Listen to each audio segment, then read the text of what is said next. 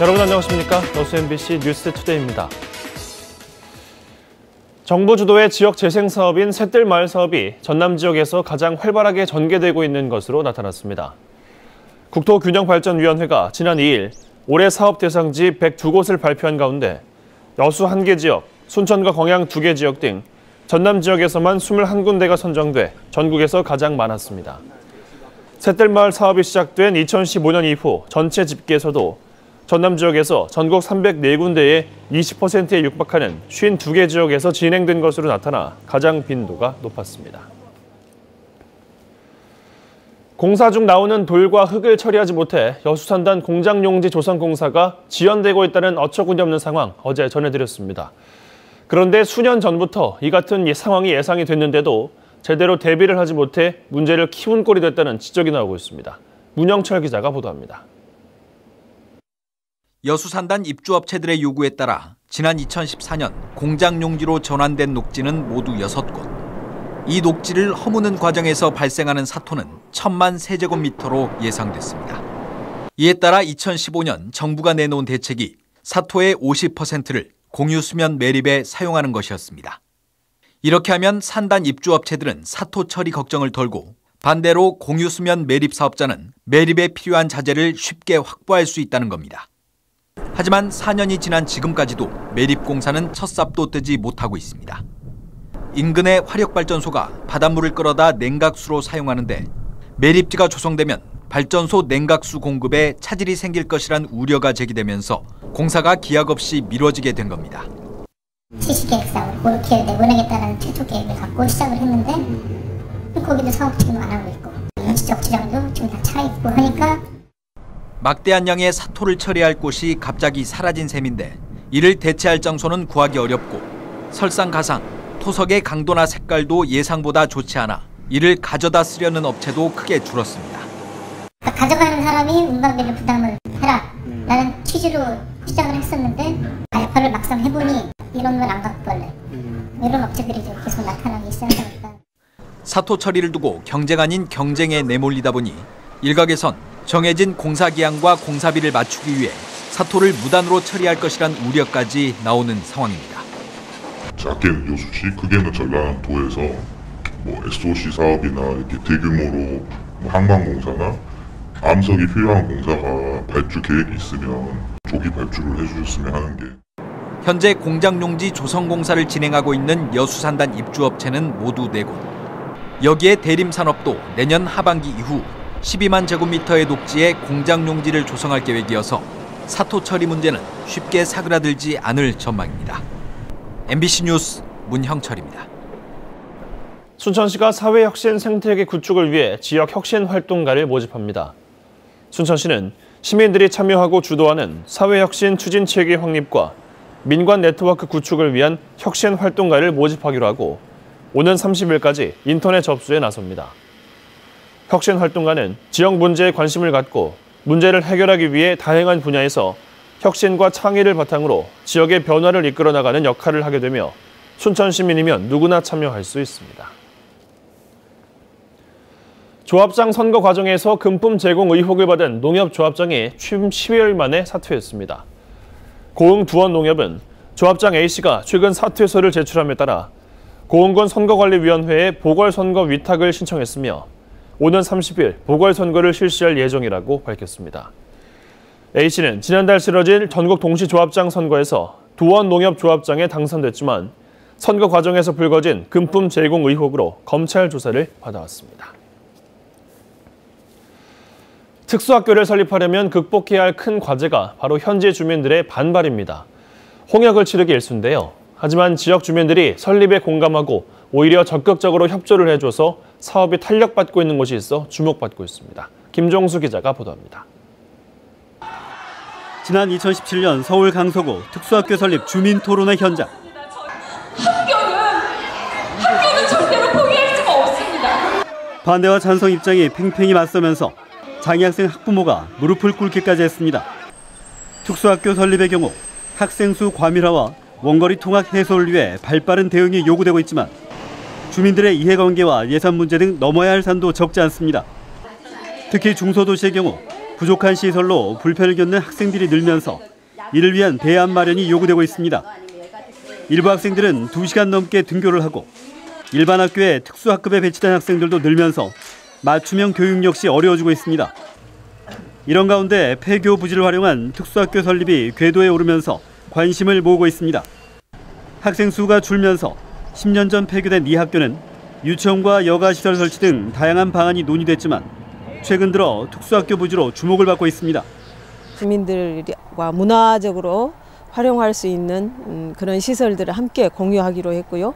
이걸 통해서 이제 지역과 학교가 함께 발전하는 자녀들의 통학과 교육으로 근심에 차있던 학부모들도 반기기는 마찬가지. 사업 초기 주민들의 반대가 우려됐지만 협의와 설득으로 학교 설립에 청신호가 켜지면서 마음을 놓게 됐습니다. 장거리 통학을 하면서 정말 힘들었었거든요. 근데 이 기회에 이제 광양시에 특수학교가 들어오고 특히 이 옥동마을 주민께서 좀 더 너무 적극적으로 해주시고 관계기관이 교육과 복지를 겸할 수 있는 학교의 미래상을 제시했고 장애 학생들을 배려하는 주민들의 공감대가 형성된 것도 이번 사업의 촉매제가 되고 있습니다. 나오는 애들이 다 훌륭히 잘 커서 부모의 곁에 가서 훌륭하게 컸으면 하는 그걸 바랄 뿐입니다. 또 폐교 활용 방안을 고민해왔던 졸업생들과 해당 지자체도 학생들의 교육 여건 개선에 힘을 보태기로 해 순탄한 사업 추진이 예상되고 있습니다. 현재 전국적으로 운영되고 있는 특수학교는 170여 곳. 오는 2022년까지 26곳이 추가로 설립될 예정인 가운데 이번 사업이 다른 지역에 귀감이 될지 주목되는 이유입니다. 장애와 비장애를 나누지 않고 함께 살아갈 수 있는 것이 진정한 지역 공동체가 아닐까 싶습니다. MBC 뉴스 김종수입니다. 고흥 출신의 목일신 선생을 기리기 위한 창작 동요제 및 동시대회가 개최됩니다. 사단법인 목일신 기념사업회는 자전거의 동요 작가이자 항일운동가인 목일신 선생의 업적을 재조명하고 동요 및 문학의 저변 확대를 위해 다음 달 4일 목일신 창작 동요제 및 동시대회를 고흥 문화회관에서 개최합니다. 올해로 10회째를 맞는 동요제는 오는 20일 예선을 거쳐 독창과 중창 20팀을 선정해 다음 달 4일 최종 본선이 치러지며 동시대회는 현장과 사전 접수를 통해 동요제 본선일에 문화회관 일원에서 열릴 예정입니다. 바다에 차량이 추락해 인명피해로 이어지는 사고가 잇따르고 있습니다. 적절한 탈출 교육을 받고 최소한의 장비가 구비돼 있으면 구조율을 높일 수 있다고 합니다. 강서영 기자가 취재했습니다. 지난달 26일 강릉에서 10대 청소년 5명이 바다로 추락한 차량에서 빠져나오지 못해 목숨을 잃었습니다.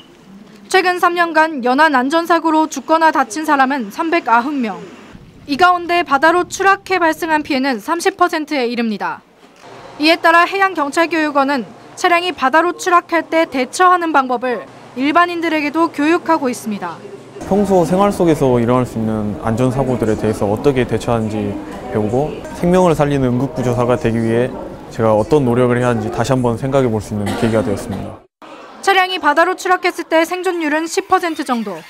생존율을 더 높이기 위해 전문가들은 차량 유리를 최대한 일찍 깨고 탈출해야 한다고 말합니다.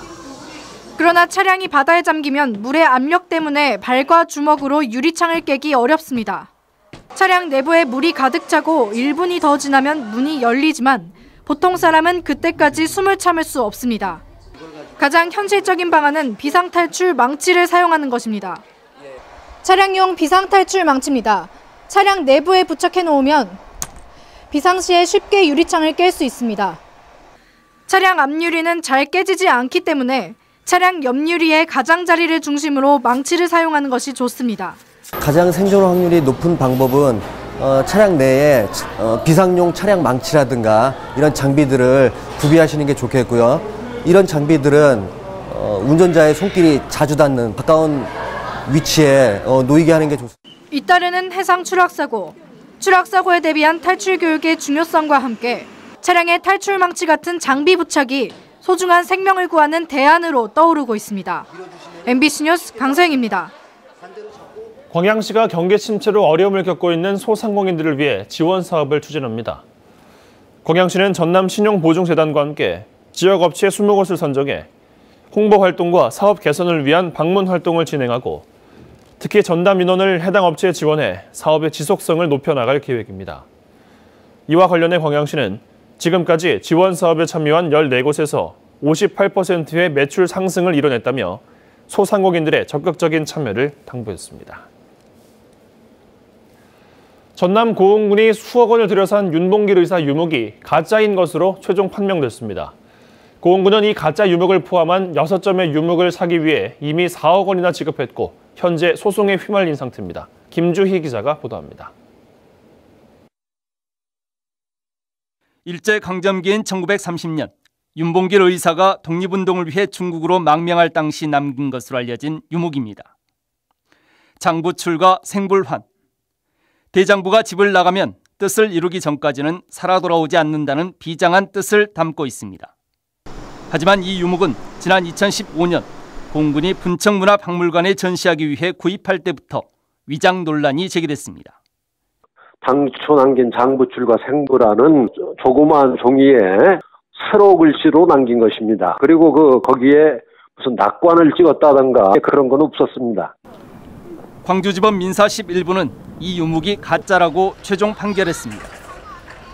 광주지법은 유물 감정 전문가 3명에게 감정 의뢰한 결과 만장일치로 가짜 판정을 받아 윤봉길 의사의 유목은 진품이 아니라고 봄이 타당하다고 판결했습니다.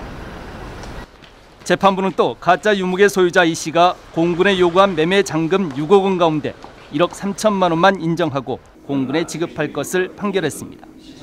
고흥군은 윤봉길 의사의 유목과 함께 구입하기로 했던 나머지 유목 5점도 가짜일 수 있다며 유목 판매 계약금으로 이 씨에게 지급한 4억 원을 돌려달라는 소송을 제기한 상태입니다. 2년 넘게 진위 논란이 제기된 윤봉길 의사의 유목이 가짜인 것으로 최종 판명되면서 예산을 낭비한 고흥군은 비난을 피할 수 없게 됐습니다. MBC 뉴스 김주희입니다. 도정과 교육 행정에 대한 질문을 위한 전남도 의회가 열렸습니다. 일문일답 방식으로 진행돼 박진감은 높였지만 질문 시간을 지키지 못하고 질문보다는 의견을 말하는 등 구태도 여전했습니다. 신광하 기자가 보도합니다. 도정질의 첫 질문은 영산강 고대 유적과 가야사, 3.1운동 등 역사 바로 세우기에 집중됐습니다. 우리는 과연 몸바쳐 싸운 선열들의 위협과 역사를 제대로 기억하고 추모하고 있는지, 또 후손들에게 자랑스러운 선조의 역사라고 긍지를 갖도록 제대로 예우하고 있는지. 뜻을 기리고 현창 사업을 하고 또 교육시설과 체험관을 갖추는 호남 의병 역사공원을 조성하겠다는 말씀을 드리겠습니다. 이딴 대형마트 입점과 소상공인 피해 지원 대책도 주요 안건이 됐습니다. 어떤 한 지역에 대형 쇼핑몰이 들어오면 분명히 인접 지역에는 치명타가 될 수 있습니다. 노인복지시설이 고층화하면서 우려되는 안전대책도 문제로 제기됐습니다. 하신 어르신들의 안전, 또 심리적인 안정을 유지하고 또 부양 가족들의 그런 어떤 좀 죄스러움을 좀 덜어드리는 차원에서라도 목포대 의대 설립과 광양보건대 폐교 위기에 대한 대책, 사립학교 공공성 회복 대책도 나왔습니다. 올해는 40명의 교사와 41명의 학생이 동일 학교에 다니고 있습니다. 약간 줄기는 했지만 교육감님의 강한 의지가 전혀 반영되지 않았습니다. 사립학교 교원 임용권은 당의 법인에 있기 때문에 좀 어려운 점은 있습니다. 그래서 그 점에 대해서는 계속적으로 행정적인 지도 감독을 좀 강화해서 시군 부단체장 인사에 원칙이 없어 젊고 능력 있는 인사들이 배치되지 못하는 문제도 제기됐습니다. 기초자치단체에다가 강요를 하냐고요. 안 따르면 페널티를 주면서 페널티를 주려면 규칙에다 이어서 정당하게 페널티를 주라는 겁니다. 장성군 싱크홀 발생 원인 조사의 투명성을 높이는 대책을 촉구하는 질문도 나왔습니다. 의혹은 뭐냐면 130m 밑에서 지금 고속철도 방향으로 철로 방향으로 굴을 뚫었다는 의혹이거든요. 그런데 시추는 50m까지밖에 안 한다는 거거든요. 우리 도 차원에서도 장성군과 협의해서 필요하면 고려시멘트와 전남대학에 대해서 공정한 영향을 해달라 요청할 수는 있을 것 같습니다. 정의당 이보람이 의원은 서부권 근로자 건강센터 유치와 학생들을 위한 아침급식 시행을 촉구했습니다. MBC 뉴스 신광하입니다. 지역 주민들의 반대로 난항에 붙여뒀던 광양 청소년 보호시설이 조만간 준공에 들어갈 예정입니다. 광양시는 지난 몇 달 동안 지역 주민과 수차례 대화한 끝에 합의가 원만하게 진행돼 준공 절차를 밟을 예정이라고 밝혔습니다.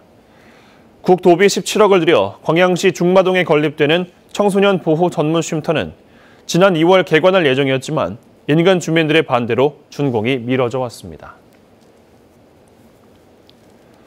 경기도 안성 지역구 의원인 김학용 국회 환경노동위원장이 여수 명예시민이 됐습니다.